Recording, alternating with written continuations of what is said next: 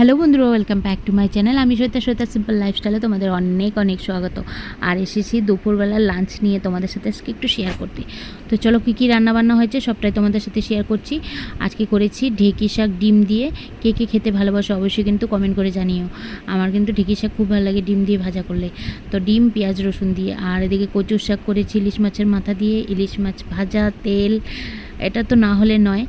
আর সঙ্গে রয়েছে বুটের ডাল, তিতা করলা ভাজা, আর ইলিশ মাছের ঝোল কচু দিয়ে, ডাঁটা দিয়ে। আর আজকে আমি ভাবছি তোমাদের সাথে দুইটা রেসিপি শেয়ার করব, ইলিশ মাছের মাথা কচুর শাক দিয়ে আর ইলিশ মাছের পাতলা ঝোল। তো চলো লাল লাল ঝোল সেটাই তোমাদের সাথে শেয়ার করব ভাবছি। আর এদিকে দেখো, দেখতে পাচ্ছ আমি কচুগুলোকে কেটে ধুয়ে পরিষ্কার করে নিয়ে নুন দিয়ে আর কাঁচা লঙ্কাটা একসাথে দিয়ে দিলাম, সেদ্ধ হয়ে যাবে। তো এটাকে একটু ভাপিয়ে নেব। এটার মধ্যে কিন্তু কোনোরকম আমি জল দেবো না, নুন দিলে এটার থেকে জল ছেড়ে দিবে। তো চলো দেখো, এদিকে কথা বলতে বলতে আমার কচুর শাক সেদ্ধ হয়ে গেছে। আর এদিকে আমি মাছটা বের করে নিয়েছি, দুটো ধোয়াটা করে ধুয়ে পরিষ্কার করে নিয়েছিলাম। আর এখন যেটুকু রান্না করব সেটুকুই বের করে নিলাম। তো চলো এদিকে মাছগুলো ভাজা বসিয়ে দিলাম। আর সঙ্গে কিছু চিংড়ি মাছ ছিল সেটাও বের করে নিয়েছি, তো সেটাই অ্যাড করে দিব। তো চলো এদিকে আমি মাছগুলো ভাজা কমপ্লিট। এদিকে কচু ডাঁটা সব একসাথে কেটে কেটে গুছিয়ে নিয়েছি। তো মাছের ঝোল হবে আর কচুর শাক। তো মাছ ভাজার তেলে আমি দিয়ে দিলাম শুকনো লঙ্কা, আর শুকনো লঙ্কার সাথে দিলাম পাঁচফোড়ন আর তেজপাতা। তো এটাতে এখন আমি কচুর শাকটা বসিয়ে দেবো। তো চলো তোমরা কীভাবে রাঁধো, কে কীভাবে রান্না অবশ্যই কিন্তু কমেন্ট করে দেবে। আমি কিন্তু এভাবে রান্না করি, আর এভাবে রান্না করলে আমার খেতে ভালোই লাগে। ছোলা দিয়ে কিংবা মুগ ডাল দিয়ে কিন্তু আমি এভাবেই রান্না করি।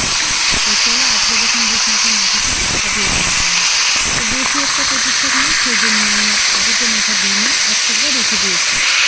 দেখতেই পেলে দুটো ছিল, একটা রেখে দিলাম। তো যাই হোক, এখন দেখো শাকটা প্রায় আমার হয়ে এসেছে। মাথাটা আমি বেশি ভাঙিনি। আর এদিকে দেখতে দেখো চিনি দিয়ে দিলাম, একটু চিনিটা না দিলে টেস্টটা আসে না কচুর শাকে। মাথাটা বেশি ভাঙলে পরে কী হবে, সে কাটা কাটা লাগে, খেতে ভালো লাগে না। জাস্ট খালি শুনতে খাওয়া হয়, এটা আমার ভালো লাগে। তো বেশি মাথাটাকে ঘাটাবো না। তো চলো এদিকে কচুর শাকটাও হয়ে গেল। আর এখন করে নেব মাছের ঝোলটা। বসানোর জন্য এদিকে আমি কড়াতে তেলও বসিয়ে দিয়েছি। আর এখন এর মধ্যে দিয়ে দিব কালো জিরে সম্বার। আর তারপর কচু আর আলু বলছি, ডাঁটাটাকে ভেজে নেব। তো কচু ডাঁটাটা ভাজা হয়ে গেলে এর মধ্যে আমি রেডি করে রাখা মশলাটার সবজিটা যেহেতু ভাজা কমপ্লিট, এখন আমি এর মধ্যে দিয়ে দিচ্ছি লঙ্কা, ধনে, জিরে আর কাঁচা লঙ্কা, নুন, হলুদ আর একটু মিষ্টি সব একসাথে অ্যাড করে নিয়েছি। আর এই পেস্টটা এখন আমি ঢেলে দিলাম। তো একটু কষা কষা হয়ে গেলে আমি ঝোল দিয়ে দেবো। তো মাছের ঝোলটা দিয়ে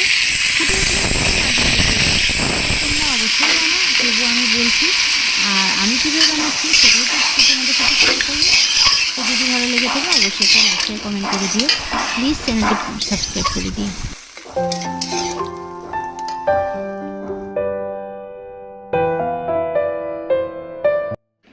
তো বন্ধুরা, এদিকে আমার মাছের ঝোলটা ফুটে উঠেছে। এখন এর মধ্যে আমি মাছগুলো দিয়ে দেবো।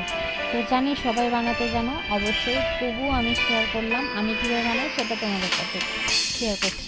তো চলো মাছগুলো দিয়ে তারপর আমি একটু ফুটে গেলে ঝোলটা নামিয়ে নেব। তো চলো বন্ধুরা, আজকে ভিডিওটা যদি তোমাদের ভালো লেগে থাকে অবশ্যই একটা লাইক শেয়ার কমেন্ট করে দিও।